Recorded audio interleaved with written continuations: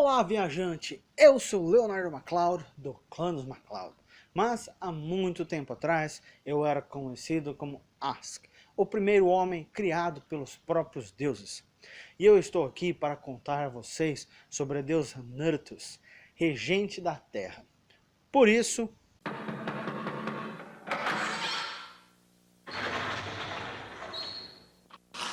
senta que lá vem a história.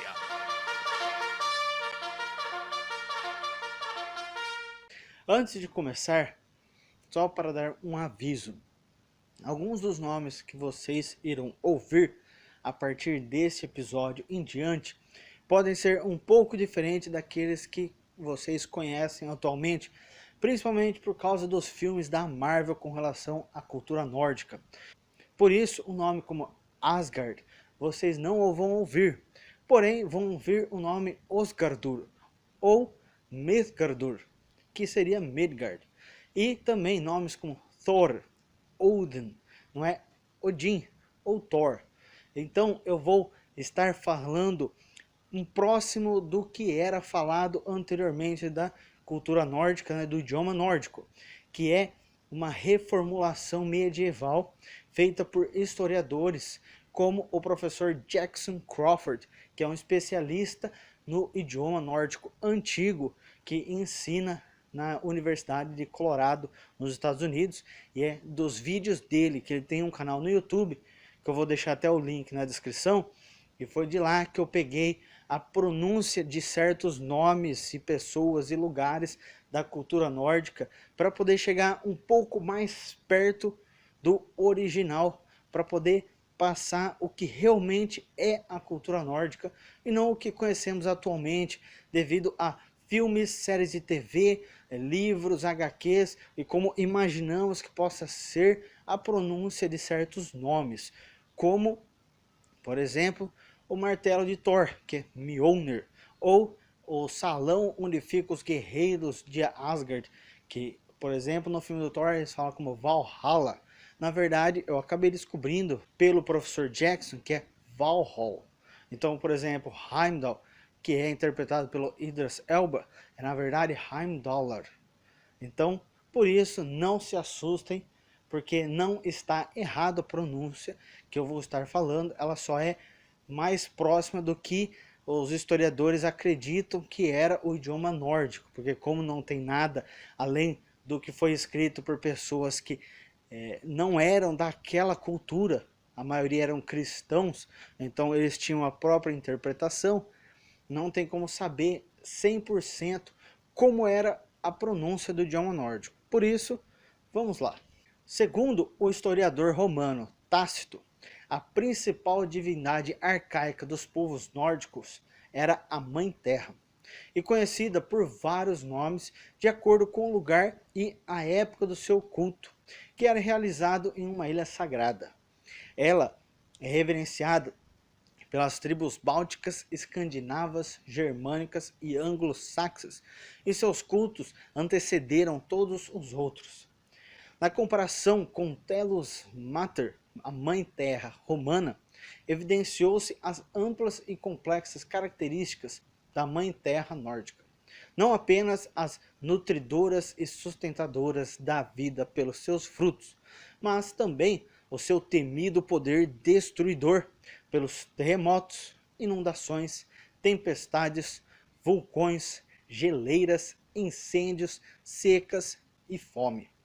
A essência da Mãe Terra nórdica inclui beleza e perigo, abundância e pobreza, saúde e doença, destruição e renovação, vida e morte, e também inverno e verão. Sempre os dois lados de uma balança.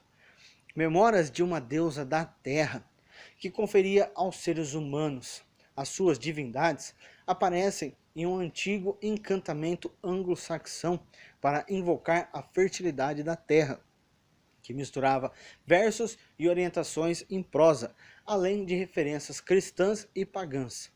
Era invocado o nome de Erse, a Mãe Terra, descrevendo com palavras poéticas a sua união eterna com o Deus do céu para trazer a fartura das colheitas. Erse era saudada como deusa criadora de todas as coisas na natureza, que dava comida para beneficiar a todos e cuja abundância pertencia a todos os seus filhos. A invocação costumeira era Til Ars Ok Frida, ou seja, para a boa colheita e a paz.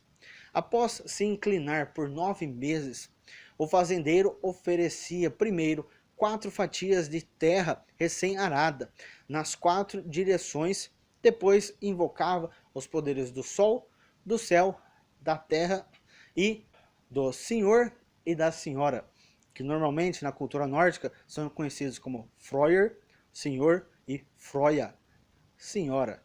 Enquanto era entoado uma oração, as sementes eram abençoadas e uma mistura de sal, sabão, incenso e sementes eram passados sobre as alças do arado antes de abrir o ventre da mãe terra, pronunciando este apelo: Erse, Erse, Erse, mãe terra, que o Deus eterno e todo-poderoso lhe confira força crescente, campos desabrochando e florescendo, ricas colheitas de grãos e todas as riquezas da terra. Após outras orações para os santos protetores, era passado o arado sobre a terra com uma nova invocação: Terra, mãe dos homens, que sua plenitude e abundância aumentem com o abraço do Deus e que sejas rica em alimentos para nutrir os homens. Em seguida, as mulheres assavam um pão preparado com cereais guardados da colheita anterior, amassado com leite e água benta, ofertando para a terra arada e pedindo novamente proteção e fartura. Tácito descreve uma cerimônia comum nas tribos nórdicas reverenciando Nertus, a mãe terra, que, segundo as crenças, perambulava pela terra abençoando seu povo.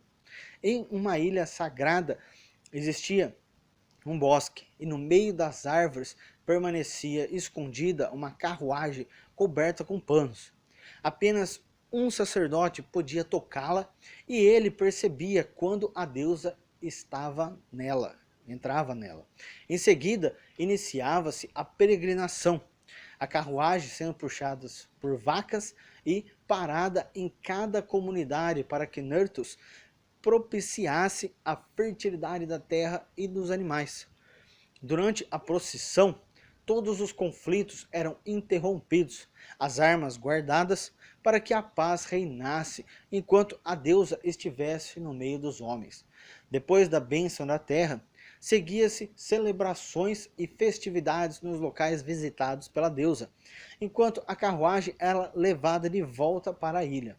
Lá, a carruagem, as vestimentas, cortinas, panos e a própria deusa, provavelmente sua estátua, eram lavadas na água do mar, sendo que aqueles que tinham realizado essa tarefa eram afogados, pois ninguém que visse o rosto da deusa podia sobreviver. As divindades Vanir eram associadas com barcos e carruagens.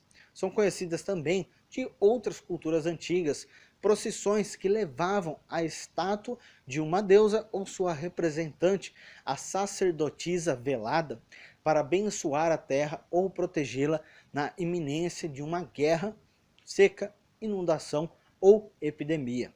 Nertus fazia parte dos deuses e deusas Vanir, e seu culto é muito antigo, antecedendo por muitos milênios os registros escritos, suas possessões tendo sido preservadas nas celebrações dos santos cristãos. Nertus é esposa ou irmã do deus marinho Njordr, mãe dos gêmeos Frøyer e Froya. Seu nome significa força e é cultuada entre os povos germânicos, principalmente os Ingvanios e Anglos. Outras tribos nórdicas a conheciam sob o nome de Iorth, Hurth, Urda, Urthu, sendo às vezes equiparada com Nehelênia, como na Holanda. Sua manifestação como Iordr, a mãe terra, significava a terra primeva, não cultivada e não habitada, sendo conhecida como amante de Odin e mãe de Thor e de Frigg. Seu poder se manifesta nos terremotos, tornados e erupções vulcânicas, mas também na riqueza das montanhas, oceanos, árvores, minerais e metais. Jord é a deusa que governa a terra e rege as estações. Urs, Urda e Nurtus simbolizam a fertilidade e a abundância da terra cultivada, sendo referenciadas nos plantios, colheitas, mudanças de estações e transições na vida humana. É sua benevolência e poder nutritivo que sustentam os seres humanos, sendo invocadas e comemoradas nos festivais da roda do ano. Equivalentes de Jord são as deusas Hlodin e Hurta, assim como a deusa Fjorgyn, que era considerada às vezes como um deus denominado Fjorgyn, ou uma divindade hermafrodita. A deusa Fjorgyn, a que concedia a vida, era filha de Not, deusa da noite, e de Anar, deus da água, que era cultuado no topo das colinas e montanhas, onde a terra se unia ao céu, simbolizando o mito universal do casamento sagrado entre a Mãe Terra e o Pai Céu.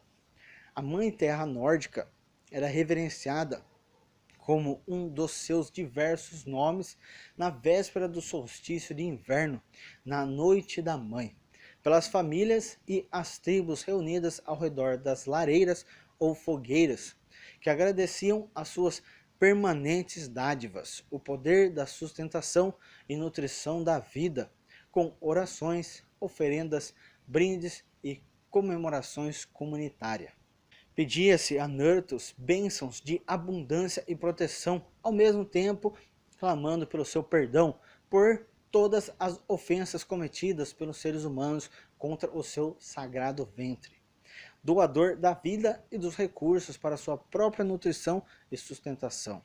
Agora, apenas uma curiosidade: existe uma comunidade pagã norte-americana conhecida como Troth, que começaram na década de 90 a serem realizados rituais para honrar Nurtus. Diana Paxson, escritora, sacerdotisa e líder no renascimento das tradições pagãs, deu início no estado de Nova York a uma procissão moderna dedicada a Nurtus. As pessoas levavam um estandarte com imagens neolíticas de várias deusas, fazendo oferendas para a Mãe Terra e repetindo o antigo ritual de carregar a estátua da deusa em procissão para depois lavá-la e cobri-la, enquanto se entoam canções e orações em benefício da paz e da bênção da terra. Voltaram, né? E isso é tudo por hoje, porém existem muitos contos incríveis para contar. Antes de sair, não esqueça, primeiro, se você não faz parte do clã, clique no botão inscrever-se para fazer parte. Depois, deixe seu gostei para que o YouTube saiba que esses contos devem alcançar outros.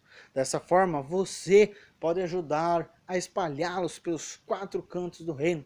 Em terceiro lugar, marque o ícone do sininho para que você possa ser notificado sobre novos contos para ouvir. Até o próximo conto, que os deuses antigos possam guiá-lo em seu caminho.